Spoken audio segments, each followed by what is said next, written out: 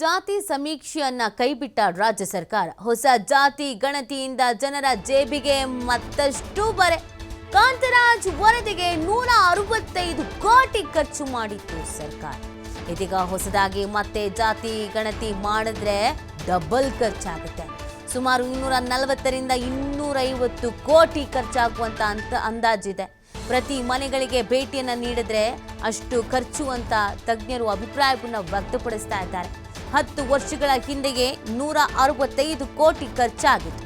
ಜಾತಿ ಗಣತಿಗೆ ಬಳಸುವಂತ ಶಿಕ್ಷಕರು, ಸಿಬ್ಬಂದಿ, ಹೆಚ್ಚುವರಿ ವೆಚ್ಚ, ಓಡಾಟ, ಗಣತಿಗೆ ಬಳಕೆ ಆಗುವಂತ ವಸ್ತುಗಳಿಗೆ ಖರ್ಚು, ದಾಖಲೆಗಳಲ್ಲಿ ಸಂಗ್ರಹಿಸುವ ಖರ್ಚು ಎಲ್ಲವನ್ನ ನೋಡಿದಾಗ ಸುಮಾರು 240 ಕೋಟಿ ಆಗಬಹುದು ಅನ್ನುವಂಥ ಅಂದಾಜನ್ನ ಇದೀಗ ಮಾಡಲಾಗ್ತಾ ಇದೆ. ಸರ್ಕಾರ ಇಷ್ಟು ಪ್ರಮಾಣದ ಹಣ ಖರ್ಚು ಮಾಡೋಕೆ ಮುಂದಾಗತ್ತಾ ಅನ್ನೋದು ಪ್ರಶ್ನೆ. ಒಂದು ವೇಳೆ ಮಾಡಿದ್ರೂ ಹಣಕಾಸು ಇಲಾಖೆ ಇದಕ್ಕೆ ಒಪ್ಪಿಗೆ ಕೊಡುತ್ತಾ? ಅದು ಕೂಡ ಪ್ರಶ್ನೆ. ಸಾಕಷ್ಟು ಪ್ರಶ್ನೆಗಳನ್ನು ಹುಟ್ಟಾಕಿದೆ ರಾಜ್ಯ ಸರ್ಕಾರದ ಈ ನಡೆ.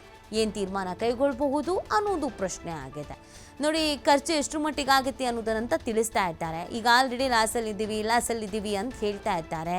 ಇರೋ ಬರೋದ್ರ ರೇಟ್ ಎಲ್ಲ ಜಾಸ್ತಿ ಮಾಡಿಬಿಟ್ಟಿದ್ದಾರೆ. ಈಗ ಮತ್ತೆ 240-250 ಕೋಟಿ ಖರ್ಚಾಗುತ್ತೆ ಅಂದರೆ ಎಲ್ಲಿಂದ ತರ್ತಾರೆ ಅನ್ನೋದು ಪ್ರಶ್ನೆ.